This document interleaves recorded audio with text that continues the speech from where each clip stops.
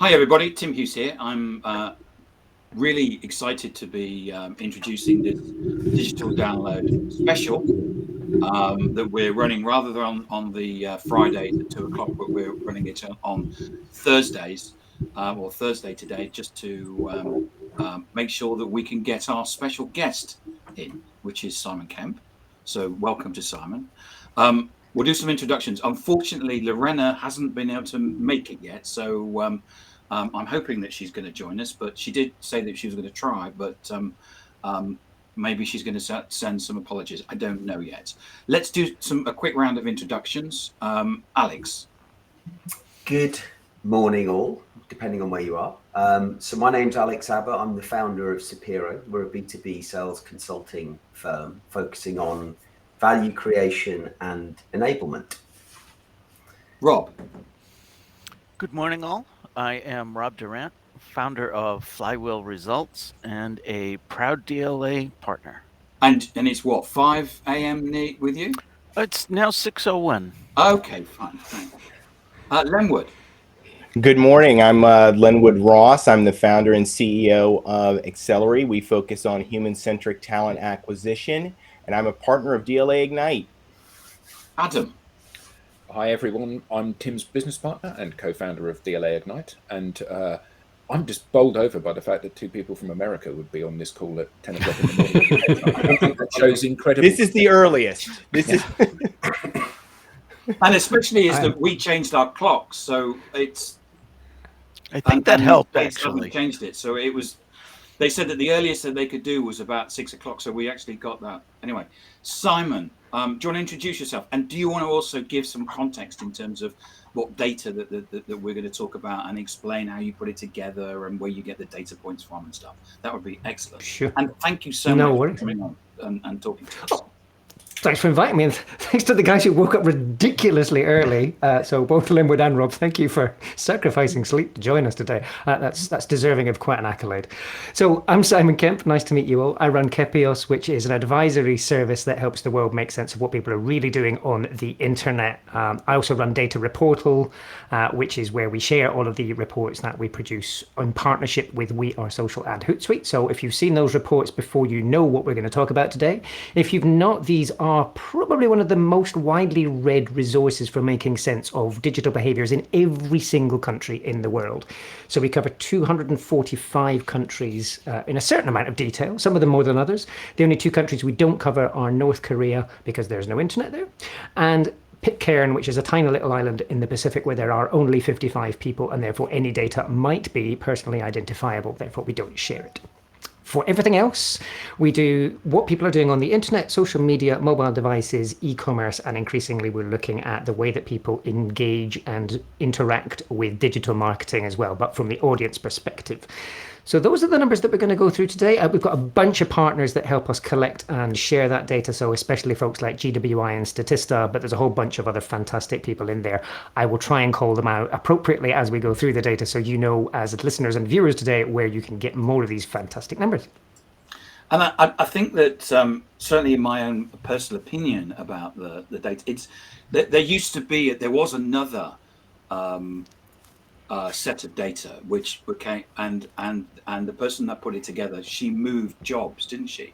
And then the whole and so what your data has now become the data point for the internet and social media.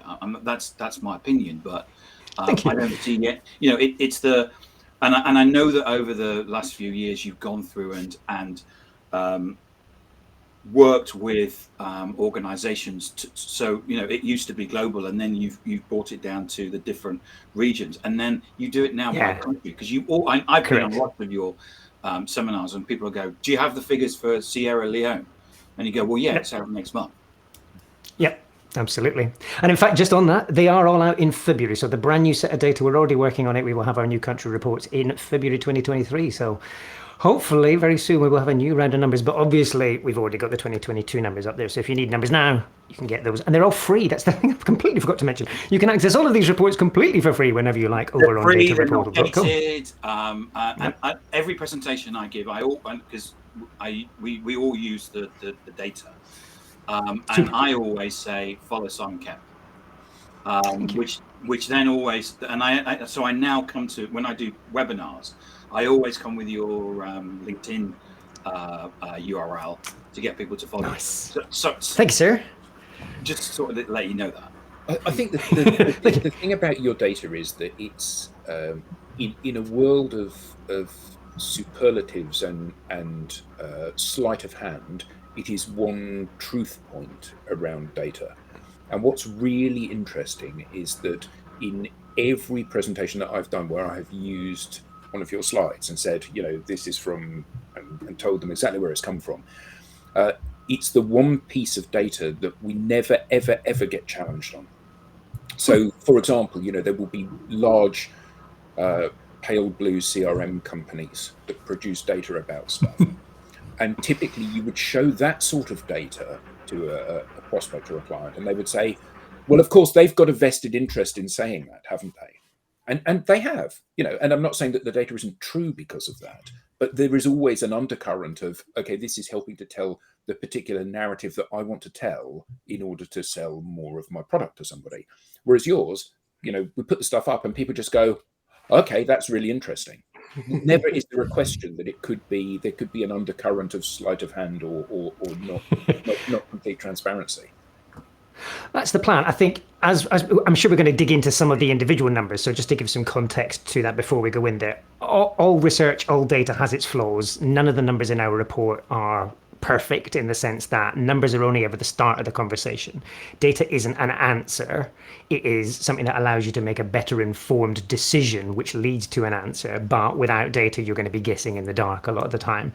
Now, I would always encourage people, wherever possible, get three-dimensional view of data. So this is something that we talked about with GWI just last week as well. So GWI is one of our main report partners, and they do one of the best surveys, if not the best survey on digital behaviors in the world. But they also say, wherever you can, look for 3 separate sources to inform your decisions when it comes to data, because only when you've got those 3 different angles can you make fully informed decisions in confidence. So I will be giving you numbers based on the ones that I think are the most appropriate for today's answers, but remember that there are always other answers out there, and it's always wise to check those answers too.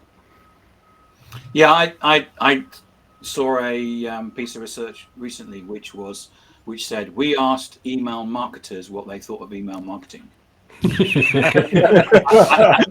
and of course we know what the answer is. Email marketing. So there are, there is data, and there's data. And there's also, and I'm not going to name them, but there is an individual who constantly leaves comments on LinkedIn that says, this has to be true because it says so in my book. His book. That's a good perspective. And his book is based on opinion, not on data. So there is this certain amount of, not saying it's fake news, but there's a certain amount of a line between what is what is real and what is not real. Artistic license. Yes. Who wants to go first in asking Simon a question? I'm happy to. Yeah, go on, Rob. So, go, Rob. Simon, one of the charts that stood out to me most was the social media platform audience overlaps chart. Yeah. That's in your deck. That was slide 113. What do you think? Precise. Yeah. Of the hundreds that are in there.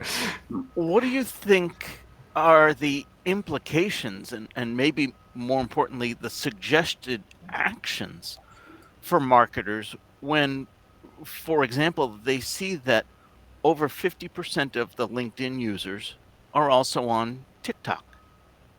Yeah. So, Rob, this is one of my favorite slides as well. Thank you for bringing this one out. So this comes from GWI. You're going to hear me reference GWI quite a lot here because I use their data for all sorts of things. But so their survey analyzes working age adults, so 16 to 64-year-olds across 48 of the biggest economies in the world. That base, just to give you a perspective, is roughly 80% of all the internet users in the world. So it's pretty representative of everybody out there, although admittedly it focuses on larger economies. But nonetheless, considering that that is a big chunk of the social media world, that data provides fascinating insights. We could quite easily talk about that single chart for at least a full hour, if not more. But let me give you a couple of things that I pull out of that. I think the most important one, so that the key stat that I would focus on in there is that regardless of what social platform you're looking at, even the very biggest of the platforms out there, you're going to be able to reach more than 98% of the users of any given social platform on at least one other platform. So this idea that you can reach unique users on a particular platform, there's going to be one or two of them, but in reality, you can reach social media users across multiple platforms on a regular basis. And that then leads you to much more interesting questions. So let me step back a bit even from that chart. 93 to 95%, depending on which set of stats you look at, of internet users already use social media if they're in the relevant age groups. So obviously most social platforms restrict use to people aged 13 and above.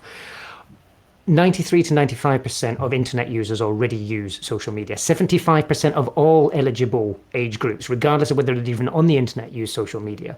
So it's clear that social media as a base is huge, right? But from that perspective, your questions then are, how do I use social media to really better reach my audiences and deliver value? Knowing that you can reach social media users across multiple different platforms, I think gives you a bit more freedom. You don't need to panic too much about whether you should be on platform X, Y, or Z. You can say, with one or two of these big platforms, I'm going to reach the vast majority of these users. And then I can make choices. If I still have some bandwidth and budget left, I can then select other platforms based on creative opportunities, based on particular formats that they allow me to do, based on usage contexts even. So when does my audience use this particular platform? What are they using it for? What's the right kind of thing that I could deliver to them? And how is that different to what I would deliver on another platform? So you brought out LinkedIn there. Let's suppose that a lot of the people that are tuning into today's conversation are B2B marketers, because it's one of those things that doesn't often get enough attention in the marketing conversation. Just because you're trying to reach a B2B audience doesn't mean you need to only focus on LinkedIn, although it is obviously a great place to start. But if you think about it, Twitter is also a great place to come in and reach those kinds of people. I think you also want to be looking at Facebook as an interesting platform, much as it feels like it's a place where you can go and chat to friends and family. Just because of its sheer size, Facebook is always a great opportunity for you to do B2B marketing activities as well. So don't let stereotypes, I think, get in the way of your planning. Use these data points to say, my audience is here. They're all over the place doing lots of different things. When is the best time and place to reach them with the message I care about? And how can I make that as impactful as possible? As I said, Rob, I could talk about that chart all day. So that is a not so succinct and rambling start to the answer. If you want to dig into that, by all means, please come on with a following question. But the good news is that there's so much more related to that conversation that we can go back to in other questions as well. Excellent. I have a follow-on question to that one in terms of how businesses, and it's not specific to any data points in the report, but I think you raise a really valid point there about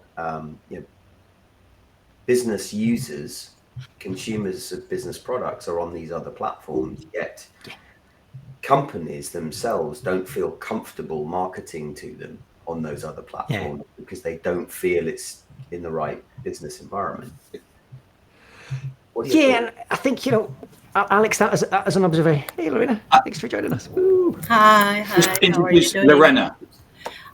Excuse me. Yes, no. Excuse me, because I had some errands to do, so I'm a little bit late. I'm in Madrid right now, but hello. Thank you. Hello, nice to meet you, Simon, and to all the DLA team. Yeah. Thanks, Lorena. Thanks to you. I'm so happy. So I listen. Cool. So Alex, I think on that, Lorena, just to say, we're just to summarise, we are we're answering Rob's question, which is about different people on different platforms. Sorry, Simon. It's all good. No, so Alex, that's a great question. I think we often put ourselves into buckets and pigeonholes as marketers. Like, so this specific thing is relevant for this job and that's all we can use it for. And I think we forget that when we're talking to B2B audiences, for the vast majority of the time, they're human beings. Even people in procurement are human beings, apparently, which is sometimes a fascinating insight. No disrespect to procurement people whatsoever. But I think, this idea that you need to only use a business channel to deliver a business message, there's a certain logic to that. But at the same time, you're missing opportunities to deliver different kinds of messages to different people. I think especially when you start looking at platforms like Twitter, which is a news platform above all else, when you look at the reasons why people use the Twitter platform, the vast majority of users come in and say, that's the primary reason I go to Twitter, is to get news. So, if you're delivering news-related information, if you want to deliver facts and similar, then Twitter's a fantastic place to do that. And it's also a place where you can have very different kinds of conversations to the ones that you would have on LinkedIn.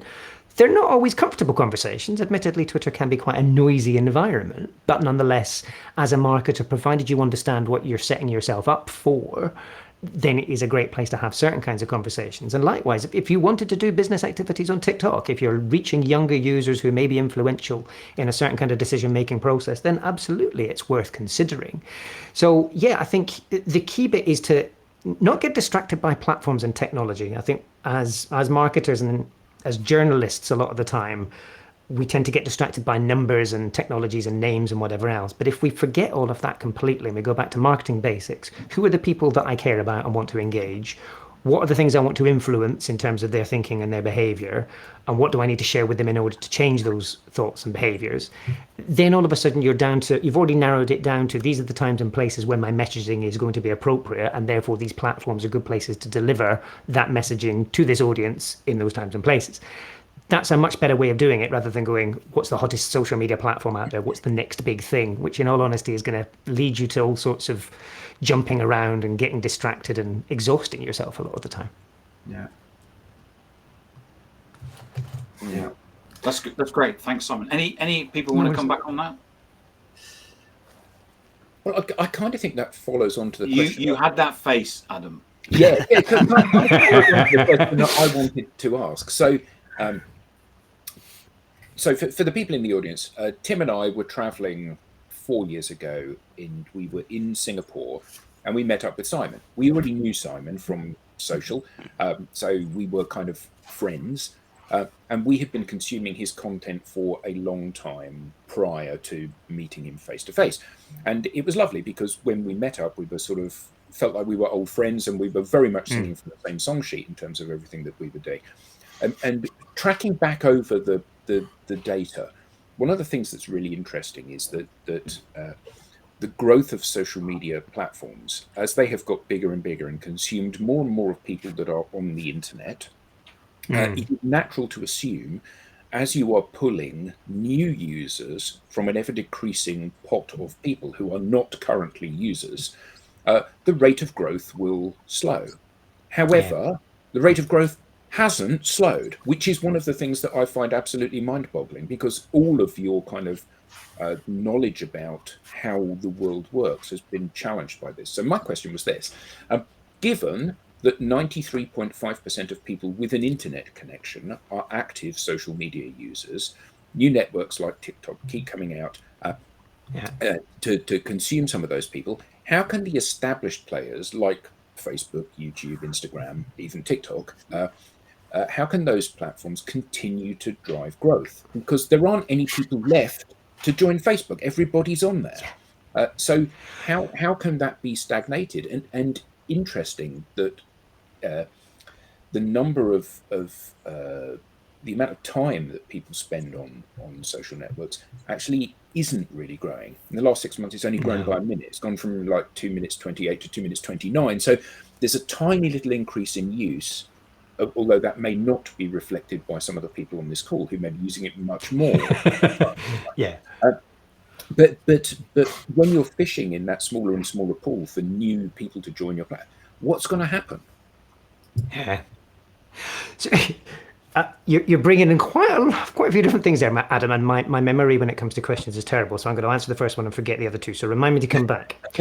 So first of all, actually, we are starting to see growth slow, but I think that I'm gonna come back to explain why we don't need to worry about that. So we saw a big surge in adoption of social platforms during the COVID years, as they're going to be forever known in my lexicon. So the COVID years, we saw this big boost because a lot of people who had resisted coming on to social platforms up until that point realized that that was the only way they were going to get to speak to their grandchildren, or that they were going to be able to carry on doing their business and whatever else. So there was an artificial acceleration of adoption during the past 2 years. And inevitably that brought a lot of the remaining people that weren't using social, who were already online, into the social world. We're going to see those numbers slow down. So the most important reason for that is the adoption of the internet cannot continue to grow at the rates it has been. So by the end of 2023, more than 2/3 of the world's population will be online. They will be a supermajority. The laws of maths state that it cannot continue to grow at the rates that it had been indefinitely because there are just not enough people, exactly as you said, Adam. So we're going to see those growth rates slow down. That is not in any way a problem because scale is not the answer here. So we've already got close to 3 billion users on Facebook. We've got more than 2.5 billion on YouTube. We've got more than 1 billion on another 5 platforms. Let's stop panicking about scale because the more important number in all of that is that the average social media user of any age across the entire world uses more than 7 platforms every month. So it sort of goes back to Rob's question from earlier. I think what we've got is these overlaps in audiences. We know that there are more than 4.7 billion social media users around the world. That number is more than big enough to justify getting excited. How you then choose to break down where you interact with them in social platforms and whether you even choose to call them social platforms is a much more important question. So to come to your point about time spent, now that time hasn't massively increased. There is inevitably a little bit of cannibalization between some of the smaller platforms to the bigger platforms. But what's most interesting, and this depends a little bit on which data points you're looking at, TikTok has suddenly jumped to almost the top. So this sort of flops and flips every quarter at the moment. Data from data.ai, who allow us to analyze behaviors on mobile phones, use of social apps. YouTube and TikTok fighting and swapping places at the top of those rankings, roughly 23 hours per user per month, which is incredible. It's more than a waking day for both platforms each month. But if you look at where that time has come from, the question is, has the TikTok time cannibalized time from Instagram and Facebook? The answer is there's not a lot of evidence to show that that's been at scale. Most of those 23 hours seem to have come from somewhere else. And I'm guessing a lot of those 23 hours have come from things like broadcast TV. When you look at the people who spend a lot of time on TikTok and the reasons why they're going to TikTok, they're going there to be entertained. They're going there for sit back content. They want to be entertained and amused. TikTok does that brilliantly, and it does it in many cases far better than a lot of the TV options that people outside of Western markets are going to have available to them. Is that social, though? And I think this is where, especially for a lot of the folks thinking about what they do with this information on today's session, is it's great to know there's lots of people using it, but where does it fit in my mix? And I think this idea of a marketing mix is essential. We are not looking at binary choices here because of the fact that people use those 7 platforms because of those audience overlaps. You can happily use Facebook and Instagram and TikTok and LinkedIn and Twitter in your marketing mix at the same time if you've got the resource and the bandwidth to do so. But is that the right thing for you to do is a very different question. It's down to you, your brand's needs, your audience, and all those kinds of things for you to make those choices. The data helps, but ultimately you're going to need to make a decision.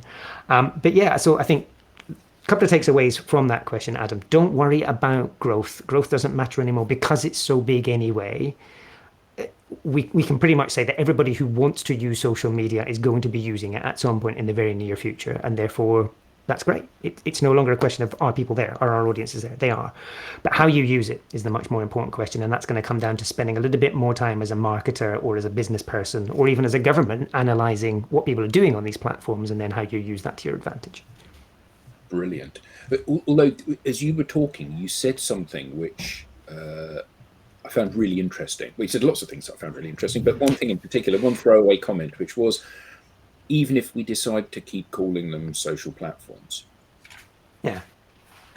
Unpack that for us, because that's an interesting. Have they moved from being a website to being so embedded in people's lives that they're not social platforms? They're just part of, like, email.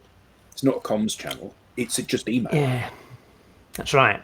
So I think, and the rest of the folks in the session as well, feel free to dive in with your questions and observations on this as well at any point. But just to unpack that, the reason I gave you that throwaway comment, and this is one of the things that we're spending a lot of time with our Kepios clients talking about, is by lumping all of these things together in this bucket we call social media, we're then fighting for budget that has been assigned to that in daft ways.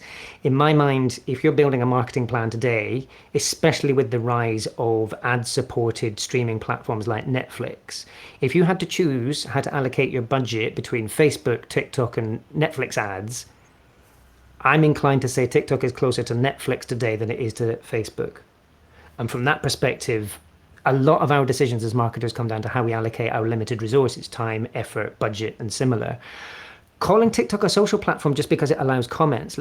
News websites allow us to leave comments. Are they social platforms or are they news platforms? I think it's these daft things of it doesn't matter what we call it. It's that classic Shakespeare quote, a rose by any other name is just as sweet. That's the point here. These are environments in which we can deliver content and engage people in activities that matter, whether it's conversational or otherwise. Identify where those environments are, regardless of what you call them, and prioritize the ones that allow you to do the things you want with the people you want at the relevant times and places. So yeah, I think that's the key bit here. I wouldn't really think that TikTok is a classical social media platform, and that in no way affects whether I think it's good or bad. It's an amazing opportunity that does a lot of different stuff, and it's worthy of analysing on its own merits. So we've talked a little bit about that, and I know that Lenwood's got questions as well. He's been waiting patiently there, and obviously Lorena as well. Whenever you want to dive in too. It's a fascinating conversation, and this the idea of it's actually not that I probably more than the average person am focused on social media, but the depth in which you're talking about it is showing that I've got much more to learn. So thank you so much for what you're sharing here.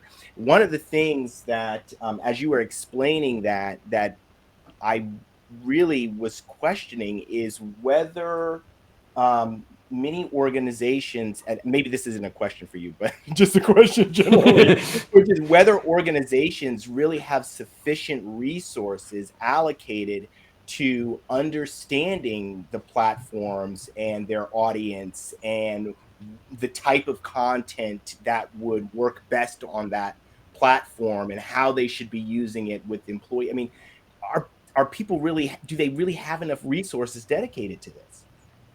Brilliant question. One of the biggest challenges, I'm sure so many people joining today's session are going to relate to that question as well, because a lot of the time I feel overwhelmed by what's out there. I'm doing a presentation for one of the world's largest advertisers, preparing that at the moment. And even, I'm like, I have to go onto the internet and see what are the social platforms that everybody is talking about today so that I can make sure I'm addressing their questions. In theory, I'm tracking all of these things, but maybe there's one I've missed. I get this FOMO and this fear that, my goodness, there might be something out there that I've missed. I was on Wisdom last night. Wisdom. So I don't even know what Wisdom is.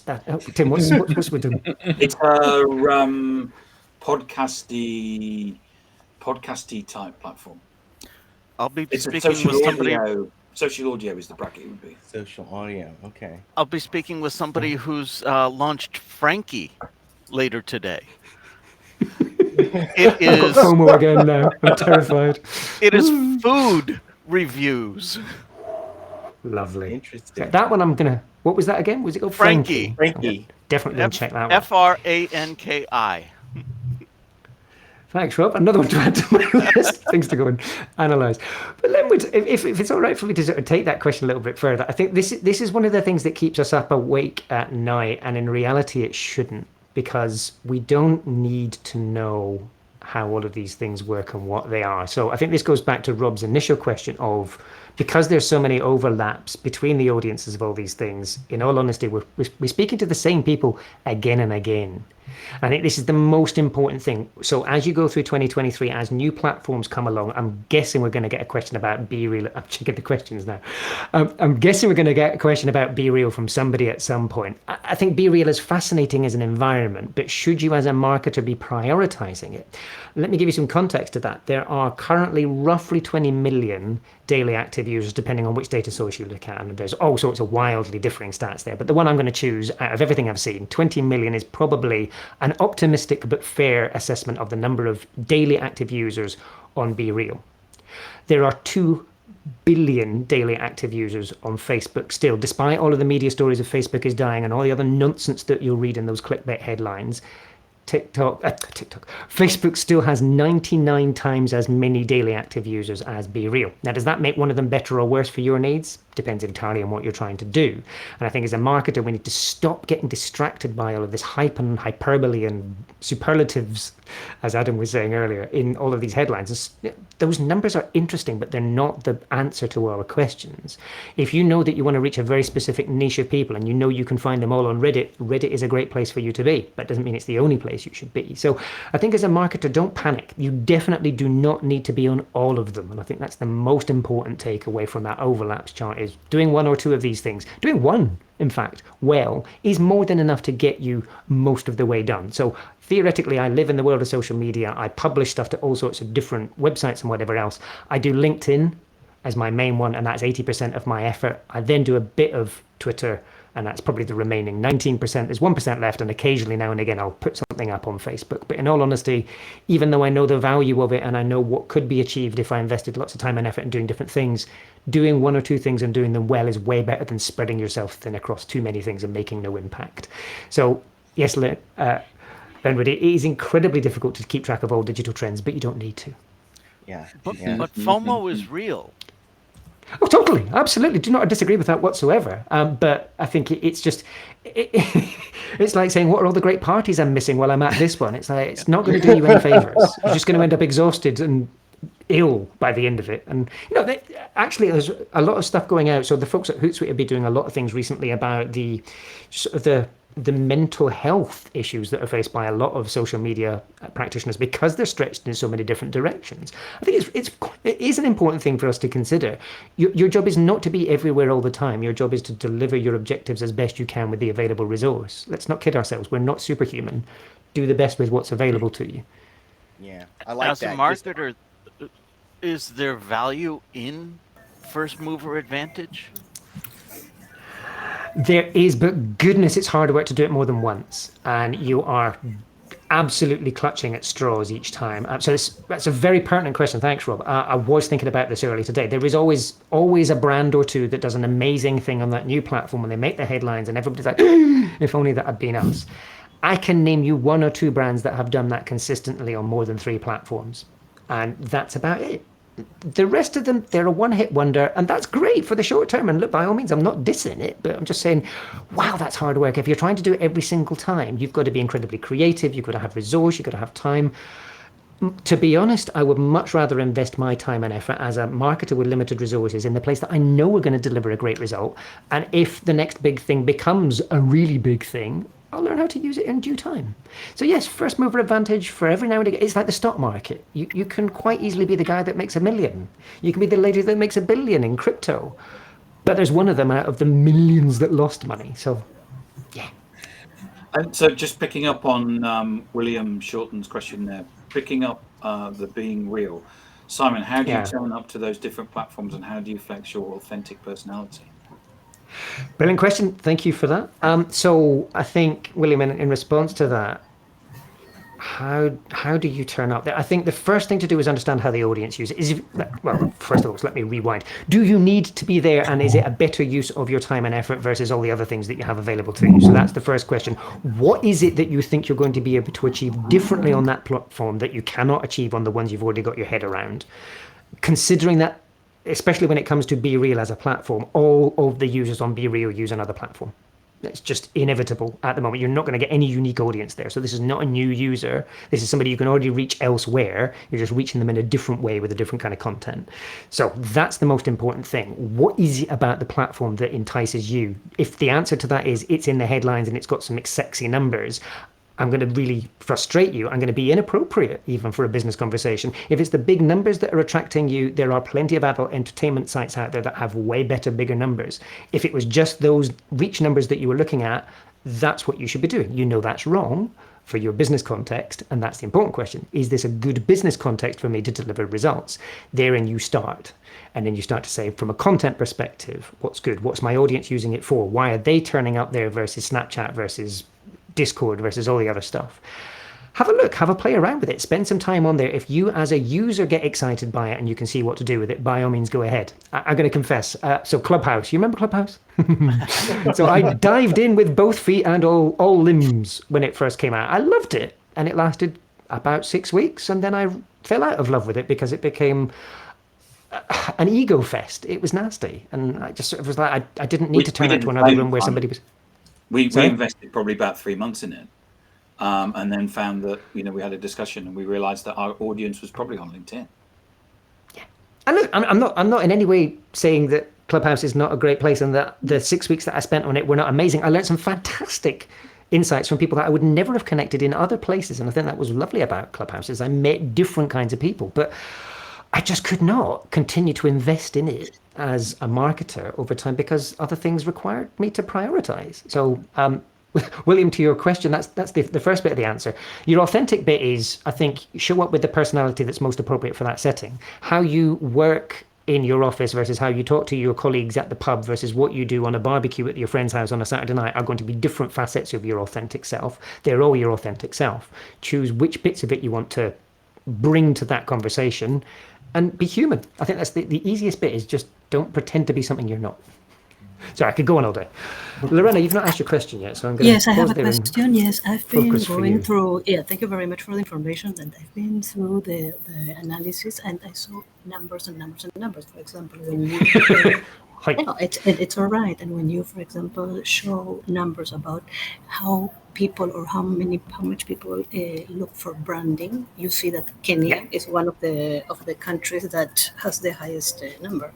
So when if you think about Kenya, you think it's a poor country. So, and then it brought me to the quality of these numbers, not the only quantity, but quality. So do you, because my question actually is LinkedIn, for example, is the emblematic professional network, and it does not appear as one of the highest visited platforms.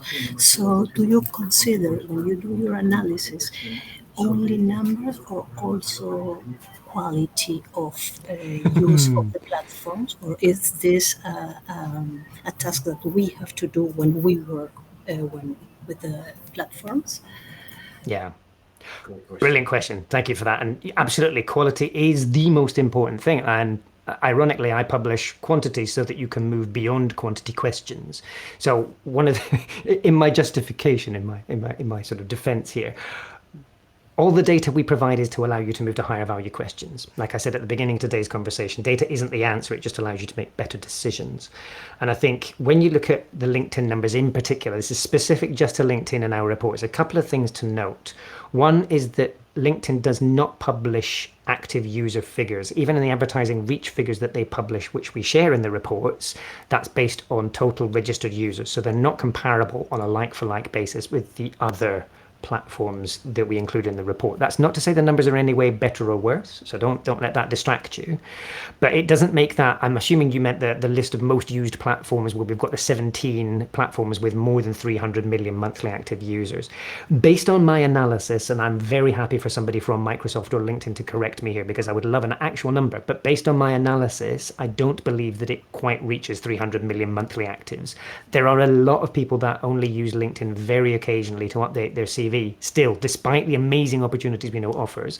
For the average person on the street that isn't in sort of the work that we do, to be honest, LinkedIn is an occasional thing, and it's incredibly valuable when they come in, but they're not going to be in there every day like you and I, updating and posting and sharing. So that doesn't detract from the value of LinkedIn. I think even though it has a smaller niche audience, it's still a valuable one. I was some days ago at LinkedIn here in Madrid, and they told me that 80% of their users are passive users. 80%. Yeah, it's quite significant. A huge number, yes. But then of those users, the latest numbers that they've got, so out of the data that we see from their ad planning tools, 850 million registered users. So even at that rate, we're looking at, I mean, even if that was only 100 million, I'm doing them a disservice by that number. It's probably higher than that. But even if it was only 100 million, those are high value people. So I would rather have 100 million high value audience people that I could reach with rather than completely random folks that are less valuable in my context. This comes down to targeting. But yeah, I think, to your point about whether you're looking at quality versus quantity, this is the most important thing when you're choosing how to focus your efforts as a marketer. Don't get distracted by those big numbers. Even on Facebook, there are reasons to be wary of the big numbers. Facebook themselves, in their earnings announcements to investors, say that 11% of their user base on Facebook is probably duplicate accounts and 5% is probably fake. That means that 16% of their total active user base may not be the kinds of person that you want to target because you've already reached them elsewhere or because they're not authentic humans. Now, those are based on Facebook's own numbers. I'm not saying you should or should not, but even 85% of 3 billion people, that's a massive number to reach, and therefore get excited by it. I'll pause. Thank you very much. Thank you very much, Hi. Simon. Thanks, Lorena. Great question. Thank you. Thank you. So Who's going next? Alex, are you? Yeah, I'll go next. So social is clearly a huge and growing part of our lives, providing a significant opportunity to connect and learn from others easily.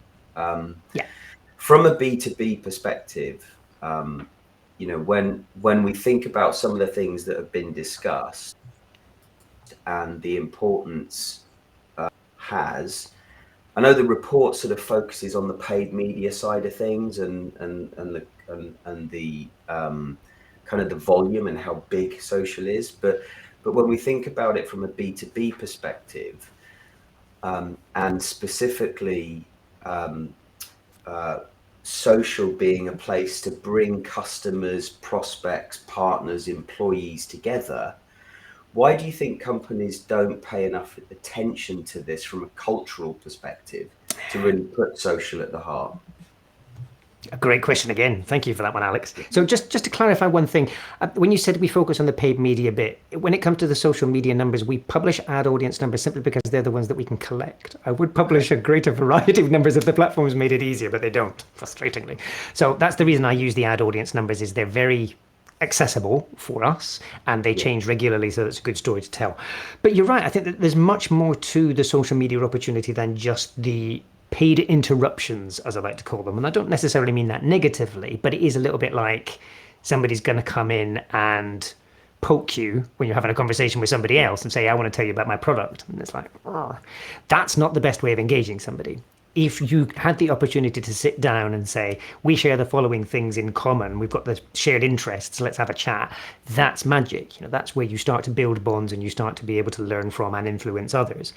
And I think it's that bit that a lot of businesses see social media still as very transactional. So your question is almost the answer, weirdly. It's like, because so many people and so many reports, including mine, focus on that commercial side of things, they miss the softer side of things. They miss the much more qualitative value of these platforms. Because it's not being reported at a boardroom level, finance don't see it, procurement don't see it, whoever else don't see it. And from that perspective, then it doesn't get the necessary attention in order to bring it to the top table, which is crazy, because I think when you look at things like employer branding, just the value of being able to hire the right employees and the right partners and what that then brings to your business, almost all of that is organic.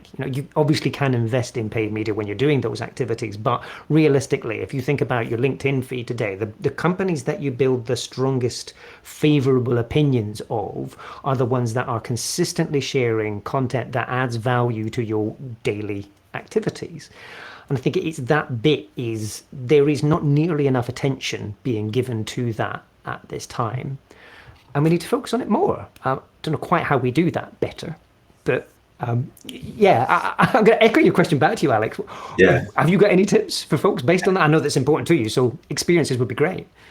Well, it's one of the biggest challenges that I have is convincing organizations to invest the time that they need to in their people to develop their personal brands, to create content that will drive greater interaction from an individual perspective, but then also helps the business and the organization. Because depending on who you talk to, whether it's the marketing leader or the sales leader or the board, they've got their own idea about that transaction, as it were. Yeah, that. I think a big part of this comes down to metrics and measurement as well. So the things that, For whatever reason, the numbers that we report back when we talk about social media performance in marketing are probably not the ones that deliver the greatest value to the bottom line. We're guilty of that as an industry, and it was our own fault. We went with the easiest tracked things, and then they became the default metrics, and it was daft. I personally fight with this every day, and I'll be totally honest with you. So, I mean, especially the folks on this call, I'm sure, have been subject to my incessant posting of charts on LinkedIn. You've seen the kinds of stuff that I share. And over the past, I suppose, couple of weeks, I've been trying a few different things, and I get frustrated when the reach of those posts is not what I want it to be, when I don't get the same number of likes. And I'm completely, I have to physically force myself to go into the things and look through the numbers. What's the quality of conversation? What's the value of new kinds of engagement that I'm getting from this? And does that have value? The irony is that a post might get a very small number of views compared to what I would like it to deliver. It may get very few likes, but I may get one person that engages with it who becomes a business lead, who becomes a new partner, and whatever else. And that must be where I focus. And yet, as with everybody else in this industry, I get distracted by the headline metrics. I want the instant gratification of bigger numbers. And we're doing ourselves a disservice if we stop paying attention to them and know what matters and measure only that. We'll not only be a lot more comfortable and less FOMO, to Linwood's point earlier, but we'll also have a little bit more sort of focus on adding value. And then we'll know that the time we invest is worth it. But I'm as bad as anybody else. So I think it's easy for me. Over, doesn't it, sometimes? It does, totally, and it's ridiculous. Yeah. I'm guilty as well. Great question, Alex. Thank you. Yeah. Anybody else, or is it just me? It's just you now. So Simon, my question was about search and people using social media as a platform to search. And there's lots of places where we can go to search, Google. I even believe that Microsoft have got a search platform. But people, I'm being told by our customers that they're being found on social media by people coming to social media and searching for stuff. Yeah. So you get some figures. So rather than me giving them, why don't you give us your view and the impact that you have on that?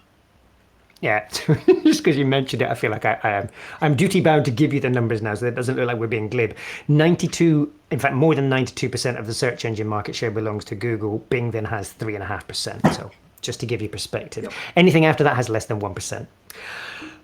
But as you rightly point out, I mean, search behaviors, and I think I need to qualify this because there's a very important difference between search as an activity versus searching for, which is what our audiences, our consumers, our customers would refer to it as. They're looking for information, they're finding inspiration, all that kind of stuff.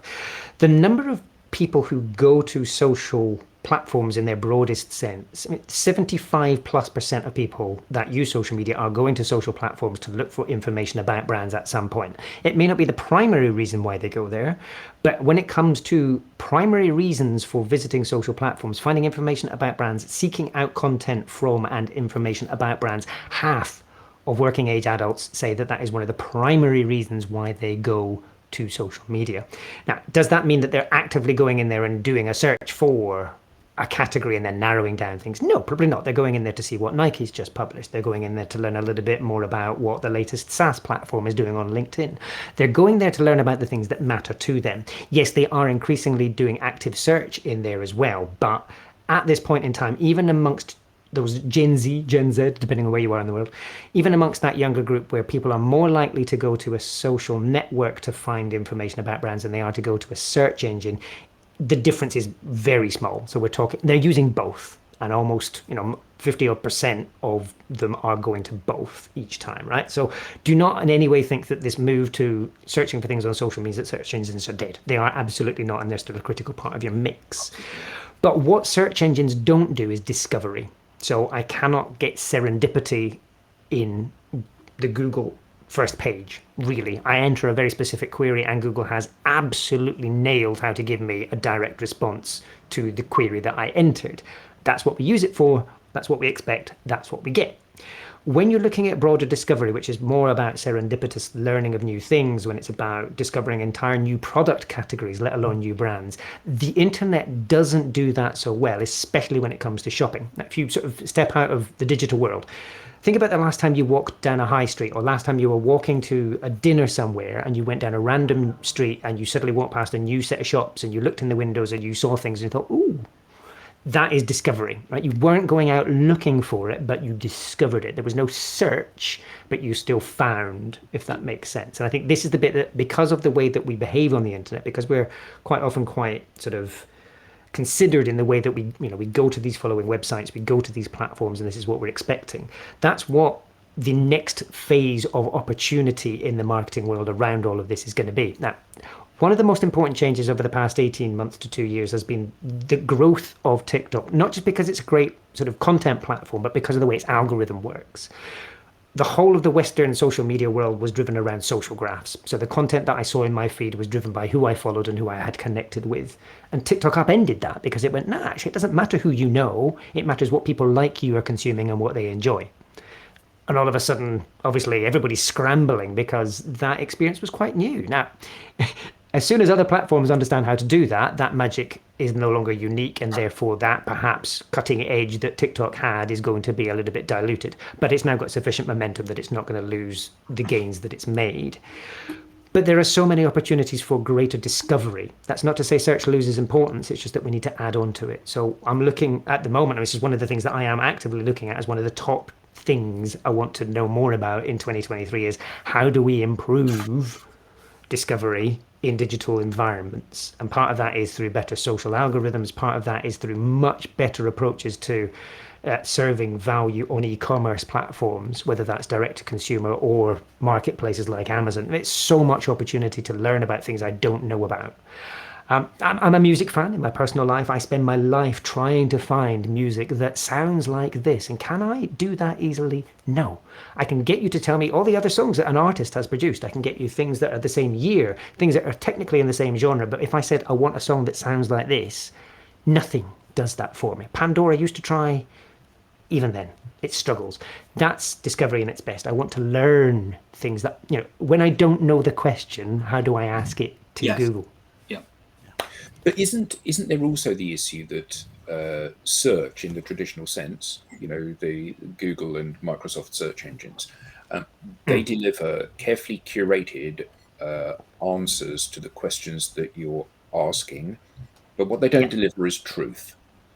So, for example, if you type in and search for, so they deliver facts. If I search for what's the capital of Germany, it'll say Berlin. If I say, or whatever, and fundamentally, the as a buyer, it doesn't deliver what you want. If you type in what's the best CRM system, what you get is 10 companies that come back saying we're market leading, we offer the following functionality, we offer, because everybody claims to be the best. If you run the same search on social, you get a completely different set of results, which are based on people's experience. Nobody ever on their website says we're third best, a little bit expensive, and not always reliable, ever.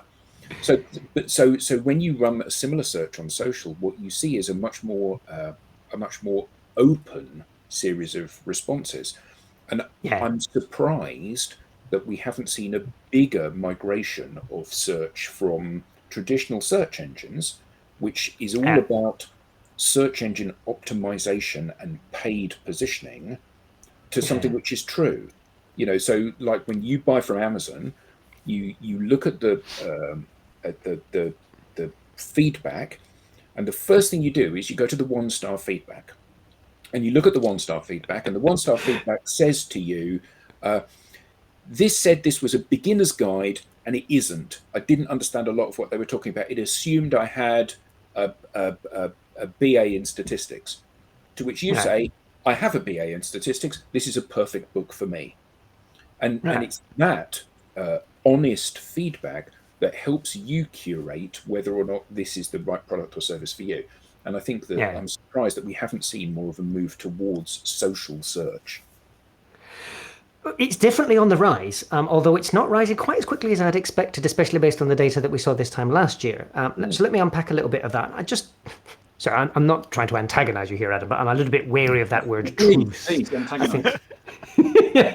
I think, Google does deliver truth, but only where it knows what the truth is. I think that the answer to what's the best SaaS platform out there, I don't think any algorithm could tell you that, because it varies depending on who you are and what you need, whereas Berlin's always going to be Berlin's Berlin.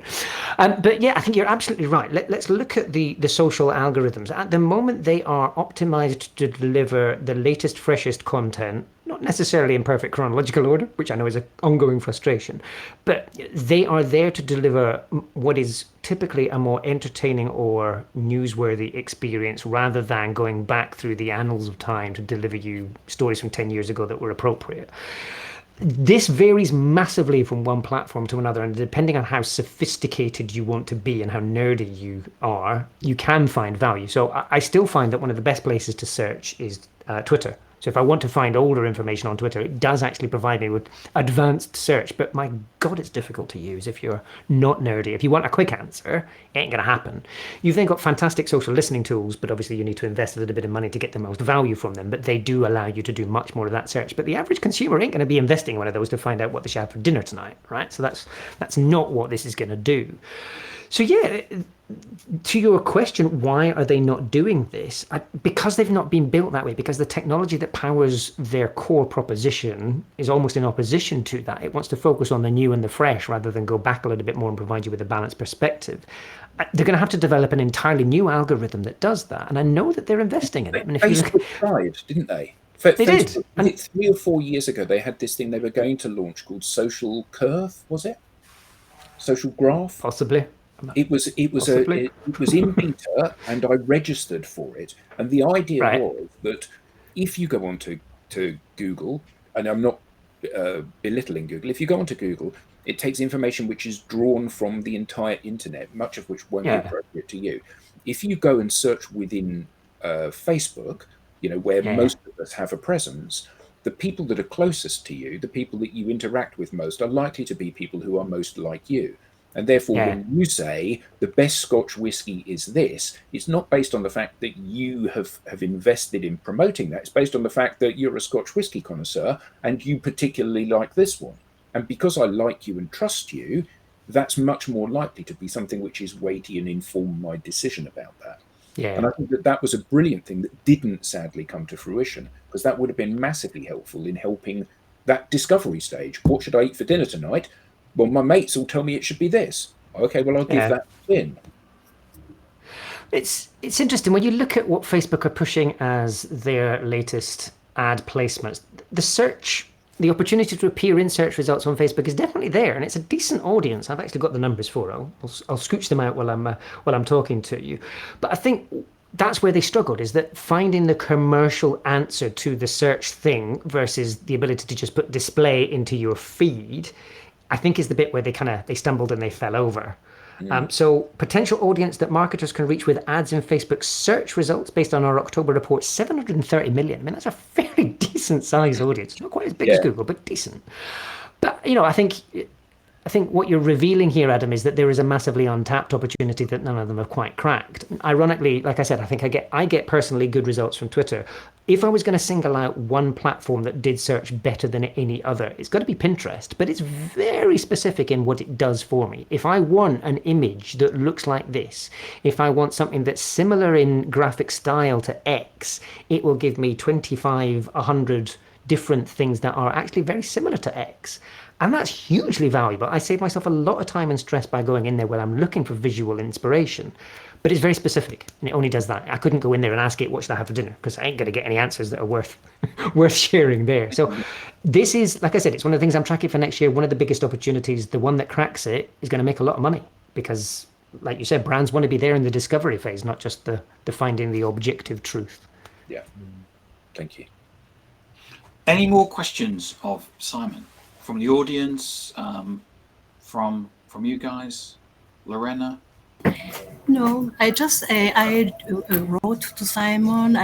I think 1 year ago, and asked him why doesn't he research Peru like other countries. You remember, and you told me that you have already a contact there. But I always felt like, why don't you put Peru on your map of users of internet. You're making him blush, Lorena. Yeah, I can see it. I can see it. But Lorena's a very easy answer to that question for the folks tuning in. We just don't have access to the data. It's not available. So the 50 countries that we produce on those bar charts are the ones for which I have access to data, which is driven by the commercial realities of our research partners. However, as I'm hoping you're aware already, we do have a dedicated report on Peru. It just doesn't have quite as much data as the rest. But that's a perfect opportunity, thank you, Lorena, for me to come in and give you my sales pitch as we wrap up today. Yes, I'm not selling you anything because it's all free. I see Chile, I see Colombia, Argentina, and I don't see my country, so I got a little bit jealous. But The good news is Peru is on the roadmap for our partners. I believe we're going to be getting more data for Peru in the coming months, so fingers crossed. But I can't do 250 countries on a single chart because it's just not visible. So regardless of which ones come, I will need to make an editorial choice at some point. Sorry. No. I perfectly understand. Please don't worry. Any more questions? Lenwood, Adam, Rob? Millions. But